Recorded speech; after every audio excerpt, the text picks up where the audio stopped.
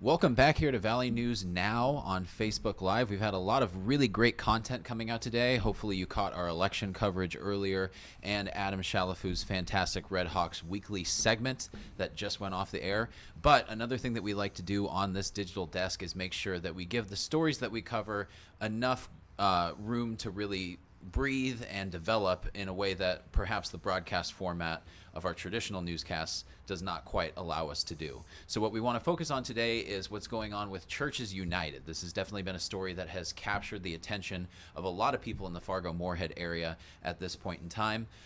Really dire financial straits for that organization that they have come through on the other side of for the time being, but lots of people are still wondering, how did they raise the money that they needed in order to stay operational, and what else is going to happen in the future with Churches United? So to that end, I have Adam Shalafu back off of his wildly successful Red Hawks weekly segment here to talk with me about this very serious topic, and he's been doing some fantastic reporting, investigating, and talking with the leadership of Churches United as of late, so there's nobody better to discuss this topic. So Adam, how's everything going? It's great. It's nice to be in the other chair here, and nice to be talking to you about this. And it has been just a crazy 10 days. You know, I remember just hearing about Churches United. They needed to raise $61,000 in essentially that was Monday afternoon. By Wednesday, they were able to do that and then some, but they still had to clear another $140,000 to make it through to August. And so, you know, they make it through financial security, if you will, to August, and then now they're looking good for September. The community stepped up. It's one of those stories that it's fun to report on because it is feel good, but it's also just very serious, and there's so many different aspects of it. And so as I've been kind of doing my reporting, I've also monitored some of the Facebook comments and some of the questions, and this is a great opportunity for us to kind of, as you were saying, provide some more answers to the questions that have come up. Where is the money coming from? What about next month? How did they find themselves in such a hole in the first place? Stuff like that. And so I felt like I've had a lot of this information from my conversations with Pastor Brooks, and now we get to share some of those facts. And so we have a lot of content from Pastor Brooks coming up in this segment here. Things that we would not have the time to put on broadcast because of the wide It would have been a scope. very long Yes, package. Yes, Yeah. and so that's what we're going to talk about here. So we don't want to reiterate too much. We don't want to step on Pastor Brooks' toes too much, but there are some things that we want to highlight before we even get into this sound. First of all, important to note, if people aren't aware, Pastor Brooks, the interim CEO of Churches United right now, the longtime face of Churches United, Sue Kosterman, no longer involved with the organization as of this moment. Right. So basically what I've been told is that she took a call to return to just normal ministry work. And so Devlin's first day on the job was last Monday. And this is a situation that really, its roots grew in the pandemic. And you think about the pandemic and all the needs that were driven, especially in the homeless community, and there was also more funding available. And so the metaphorical rug kind of gets pulled out from under them as funding logistics evolve.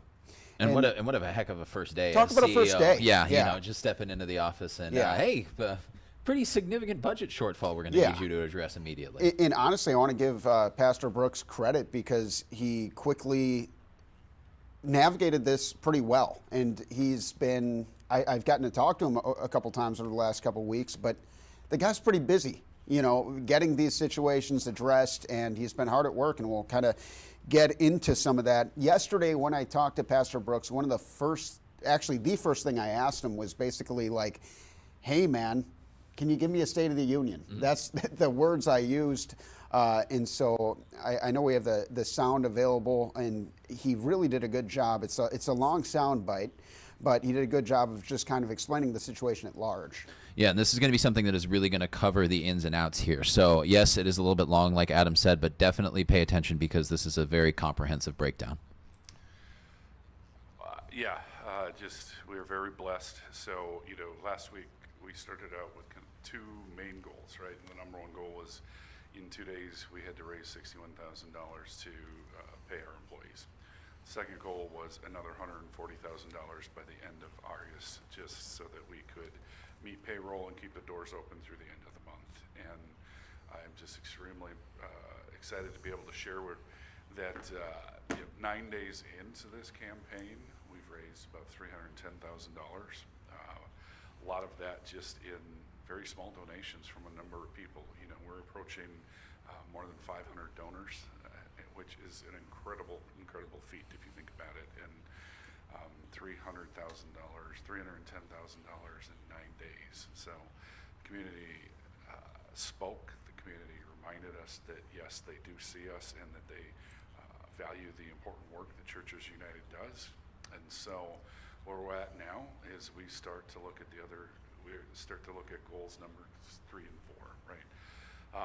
Being able to keep our doors open essentially through the end of September, we have that locked in, and now we can start to look at the long-term structure of our finances in the sense that we have to find a reoccurring income. Coming to the community every month saying, we need $100,000 to meet budget is just not sustainable. We need donations, absolutely, but we also need to find a way to create a reoccurring funding mechanism so that we can meet our budget gap every month, so that we don't find ourselves in this continuous hole. So obviously that is going to require a lot of conversations, conversations with our elected folks on all levels, local and state and federal, and we are having those conversations. In addition to having conversations with our larger donor community, and so we continue to work at that.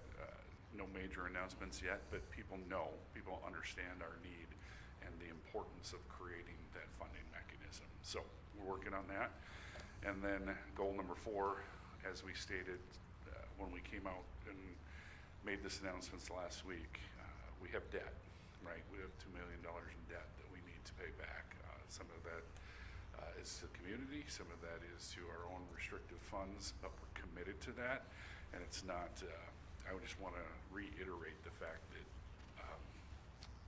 we haven't forgotten about that either. So to earn the community's trust, we want to stress, that is part of our long-term plan, is finding a funding mechanism in addition to paying off that debt to the community and back to ourselves, and so that we can find some stability in being back to ground zero.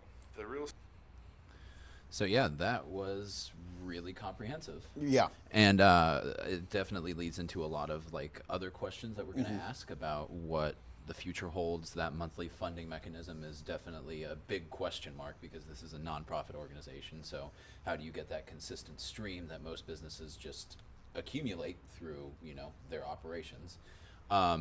But what I thought was really an amazing takeaway from that was the sheer amount of donors. Yeah. When he says over 500 different, this is not some angel investor falling from the sky and just, blessing them with an endowment. This is everybody in the community chipping in just a little bit. Yeah, it really is pretty amazing. He talked about people just coming up with wads of cash, and people taking things maybe from a retirement fund and saying, hey, you need this more than we do right now. And, the homeless community, they are our neighbors. If I want to go on a quick little tangent here, I used to actually be a handyman's assistant in Colorado, and I worked with this guy who used to be homeless.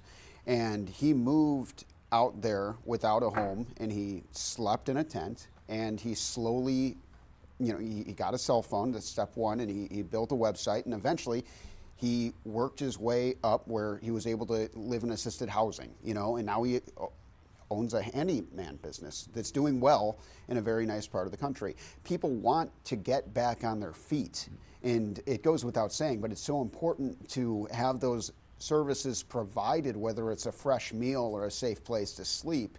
And so I think for me it was inspiring outside looking in to see how compassionate the community has been in the FM area, in the Valley, to just say, hey, let's take care of our neighbors. Let's take care of the people who are taking care of our neighbors.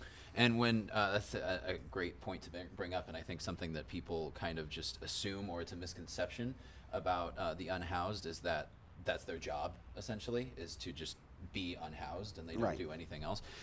People would be stunned to know the amount of people in the service industry, their coworkers, various people who are technically unhoused, Yeah. who have nowhere to be, but yet they are still trying. They're still out there putting in shifts at jobs. They're doing all of these things to try and get back on their feet.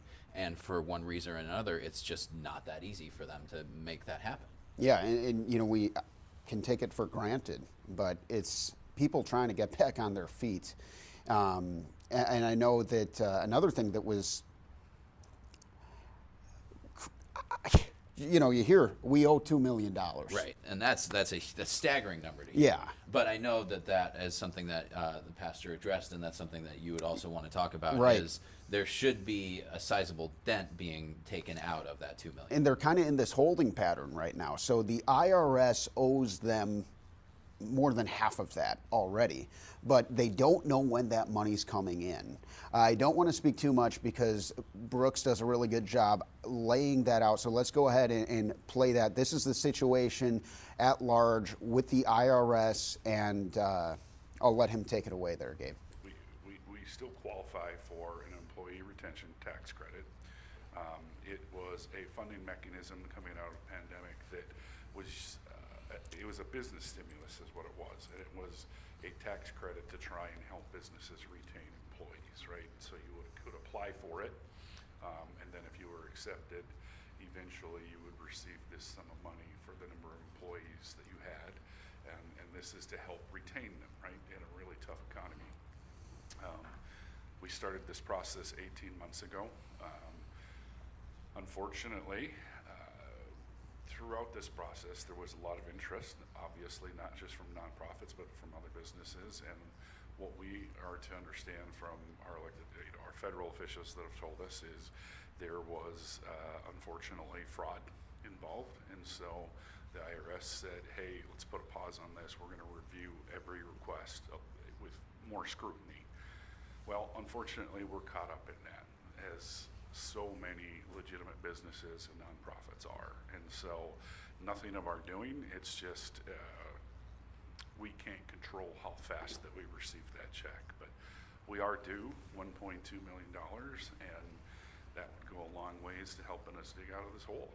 And so just to clarify, the fraud wasn't on Churches United, the fraud was on another party who's in the same program, but now it's kind of a catch-all for anyone in that program under more of a microscope. Right, yeah, so it wasn't our fraud, it was just, there was, I guess there was a large number of fraud cases of, you know, trying to apply for this ERC tax credit. And so the IRS kind of hit the pause button and said, okay, for all of the requests that are coming through, we're gonna apply more scrutiny to that. And so that's what slowed things down. But, you know, about a month ago, we did receive confirmation from the tax advocate group that we used to help file this thing that, you know, that we had been confirmed. It's just a waiting game now. And so that money will be coming, but it's, you know, it's hard to run a business on what you think is out there when you have to meet deadlines now. And great clarifying question on there. It was really nice to hear from you again in Oh, that capacity. I appreciate it. You know, we try to keep ourselves out of the sound bites as much as possible, especially when we're doing the packages and everything. Sure. 'Cause you don't want to hear. But when we have a chance to go For longer something form like this, I thought it was appropriate. yes. I mean, it just again illustrates the really great, you know, follow-up and investigation that you've been doing with us. But this sounds very similar to me to a lot of what was going on with the PPE and stuff during the pandemic, where you have a lot of really great nonprofits or legitimate businesses that are trying to just keep their heads above water, and who ends up making out with the most money? The people who don't really need it, or the people who are trying to game the system. And it's unfortunate that Churches United appears to be caught up in a similar sort of situation. I mean, I was talking to him a little bit after, and I said, I've been in situations where I'm just waiting for that tax return. Yeah. Imagine waiting for $1.2 million, and you know your employees are just trying to get paid, and you're trying to help hundreds of people. You know, I don't know exactly what the number that they serve on a regular basis, but you're trying to help your employees, you're trying to help these people, and you're just waiting for, well, I hope that 1.2 mil comes soon. Because $800,000 is certainly not a small amount of debt, but when you compare it to $2 million, Yeah. you know, that changes the entire picture of what you can do operationally when you cut things down by that much. That was that quick math here is that 60% Yeah. of that debt, you know, can be alleviated. Well, another thing that we wanted to circle back on is the whole monthly income that they're looking for, Right. because this is a crisis situation that has now been averted, thanks to lots of people stepping up to the plate and realizing that it's a crisis situation. But as Pastor Brooks said, they don't want to make this a regular occurrence where they Yeah. have to constantly be sounding the alarm. They really want people to set up a recurring donation if they are interested in giving. So tell me a little bit more about how that would benefit them and what Pastor Brooks is looking for on that front. So it kind of goes back to January 2021 one. They come out of the pandemic and all of a sudden they kind of lose a lot of their funding, you know, and they also have, with that going down, needs going up. And so it kind of puts them in a bit of a bind, and you throw in all the other X factors, IRS, stuff like that. It kind of creates a very difficult situation. Donors dropped by double digits. When you're a nonprofit, you're not in the business of making money, but you still need that money to sustain yourself. It's a nightmare scenario, to put it bluntly. And so, yeah, there are systems in place, and right now there are ongoing conversations with individuals as well as groups in the community, whether it be churches. We'll kind of get into that, but there is ways to donate monthly. And so one of the questions I've been seeing in this newsroom, you know, as well as on our Facebook comments, is like, how can we help? Well, here's how. In any business, the things that the monthly income that you can count on is gold, right? In the sense of, if we could count on your reoccurring donation every month, and we knew that $100 was going to come every month, we can, you know, start to use that to help build the budget. Otherwise, what we're depending on is, you know, how the varying degrees of donations from this month to the next month, and if you know, which is unknown, that's very hard to track and build a budget on, right? So if you go to our website, there's a donate now button on there. It will take you to the online platform where you can donate digitally, and you can set up a monthly recurring charge that will come right out of your checking account or right off your debit card. And so you could set that up for $25 a month, $50 a month, and it will just be drawn out, and it would be ongoing income that we know that we could count on. But thankfully, So that's what you can do if you really want to get involved and give them that consistent source of income that, like he said, that they can count on, that it's not going to be fluctuating. It's like, okay, we know that there's always going to be X amount of dollars coming in. But that's kind of the situation. I don't want to say the negatives, because obviously the overarching thing is they've made it through. But this is the situation with the IRS. This is, you know, we're still not sure exactly where our future cash flow is going to come from. We need people to help us out with that. But let's wrap it up by focusing on the positives. Yeah, and I think you look at the big picture here. Like, are they out of the woods? No. You know, the first time I talked to Pastor Devlin, one of the things he said is, you know, we need to patch the boat and get to shore.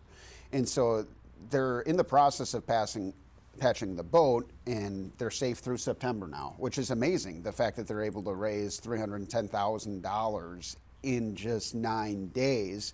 But still, there's the question of sustainability, and he addressed that in the first sound on tape that we played, that, yeah, they do need to do that. And so that's where the monthly donations come in. And he did a good job explaining that too. Yeah, like, how can you forecast your income if it's so wildly inconsistent? And no, it's not sustainable to ask the community for $100,000 on a monthly basis. Yeah, and you would just hope that that would be something that you would not have to do too often. Because, Right. Yeah, that is also symptomatic, you know, of, we don't want to say anything that's going on with them organizationally, but if you're consistently falling that short, then there's obviously some greater issue going on. There's not enough interest in the community in keeping things alive. There's not enough federal funding. Like, if you're always asking for that, then something's wrong. And so I really admire the fact that they're, you know, being very frank about their needs, but also saying, hey, we want to make sure we never end up in this situation ever again. Yeah, and I think that's the approach that they have to take, and I like that they want to do right by the community who has helped them, and they owe money. They owe money, and they want to pay that back, and they're committed to paying that back. And one thing that I know has come up a bunch with your conversations with Pastor Brooks is just the sheer amount of gratitude. Sure. Because, that is a scary thing to be staring down, to say, if we don't get this exact amount of money into our coffers, then it's curtains right now. Right. And they have come out on the other side of at least that immediate crisis, and they're able to continue their mission. So I know that he said wonderful, grateful things throughout your conversation, but we do have some specific sound where he just talks, directly to the community and tells them how thankful he is for their support. And Gabe, in journalism school, they always say that last question, anything else you'd like to add? And so both times when it's anything else you'd like to add, this is basically the answer I've gotten. So last week, by the end of the week, I think I had kind of run out of words, just simply because it was so overwhelming, and we'd had such a big week, and it was such a roller coaster. But having the weekend to think about it, it was a remarkable run of 9 days. If you think about the fact that, $310,000 in a community our size in 9 days. Where do you even begin to thank people? I think that our community demonstrated again that there is a desire for quality of life here. I think our community showed again that they're dedicated to taking care of their neighbor, whoever that neighbor may be, including those that are unhoused, including those that are facing food scarcity issues. And regardless if you're a professed faithful person or not, people across the board gave and said, this service that Churches United provides to our community is valuable and it can't fail. And so from the bottom of our hearts, on behalf of our entire staff, thank you. We're very, very grateful for your support, and we ask that you continue to stay in this conversation with us until we have the future of Churches United secure.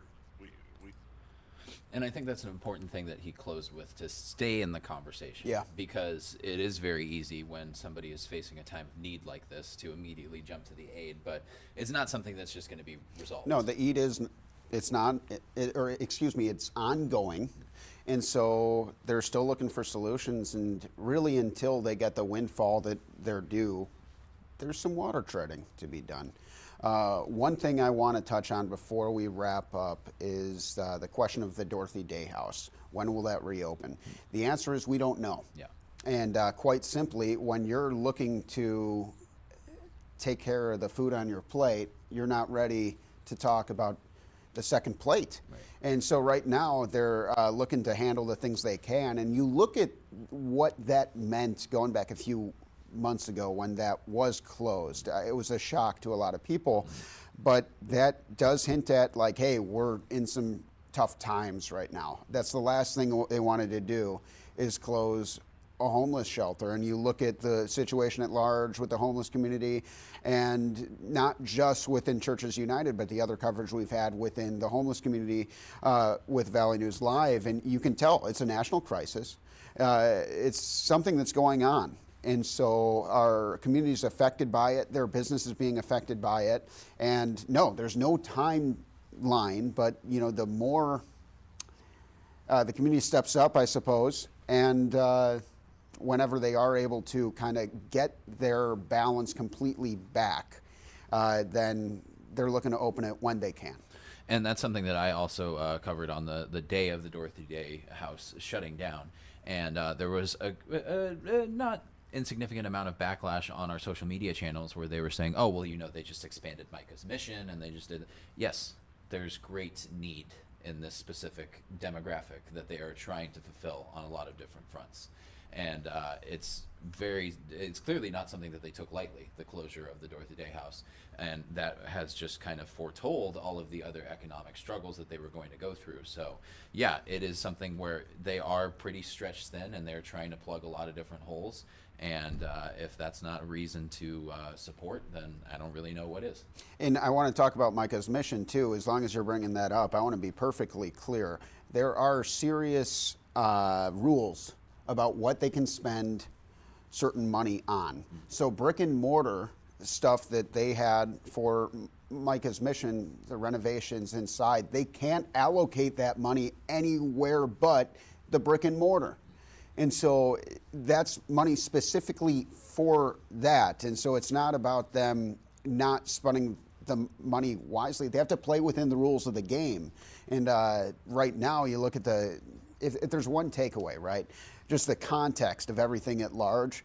They're in a tough situation, all right? And so they're trying to play within the situation, the hand that they've been dealt, and it's ongoing. It is. Well, we could be ongoing about this for quite a while. We initially wanted to get off the air before that 4 o'clock broadcast of ours started going, so we apologize to the great people on the 4 o'clock. Sydney Zat's anchoring that right now.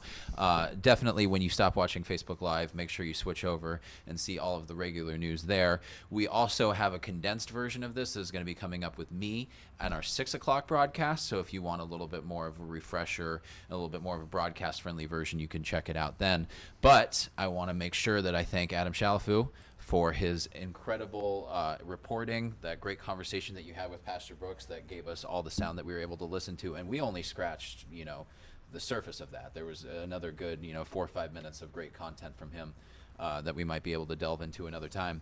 But this is such a multifaceted issue with a lot of different things that need covering, and you have done a fantastic job hustling on all of those. So thank you so much. Thank you very much. And, I'll keep everybody posted. I'll stay on this beat and continue to provide information as I get it. So thank you for watching, and thank you for listening. And thank you, Gabe, for just helping provide this platform to provide the information that we did. Absolutely. We want to make sure that when we have those broadcasts, we give it to you in a nice broadcast-friendly format, but for issues such as this, that's why you come to the digital desk and you let us talk to you and really break things down a little bit more extensively. So until the next time that we get to do that for you, thank you so much for joining us, and we will see you on the flip side.